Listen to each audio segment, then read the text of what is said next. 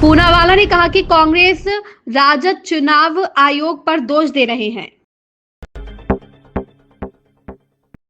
भाजपा प्रवक्ता शहजाद पूनावाला कहते हैं कांग्रेस में बेटा बचाओ अभियान चल रहा है और उन्होंने अपनी हार के लिए सर भारत के चुनाव आयोग यहां तक कि जनता को भी दोषी ठहराना शुरू कर दिया है।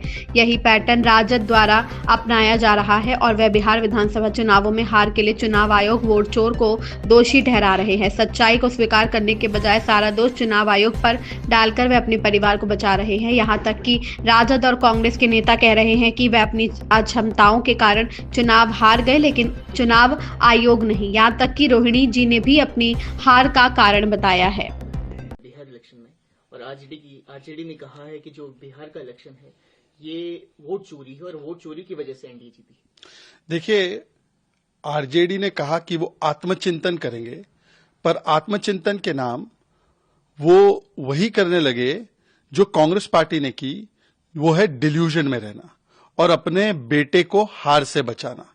इसीलिए एक तरफ हमने देखा कांग्रेस में भी बेटा बचाओ अभियान चला तो वहां पर इलेक्शन कमीशन, एसआईआर और यहां तक कि जनता को भी दोष दे दिया, और उन्हीं की देखा देखी आरजेडी ने भी बेटा बचाओ अभियान के तहत इलेक्शन कमीशन वोट चोरी पे आरोप लगा दिए।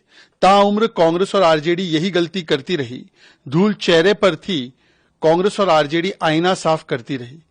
इन दोनों को प्रचंड हार मिली है, दोनों नेपोकिड्स को, परंतु ना आरजेडी वाले तैयार है कि सच को स्वीकारे, ना कांग्रेस तैयार है वो सच को स्वीकारे, क्योंकि ईसीआई पर बहाना देकर वो अपने परिवार को बचाना चाहते।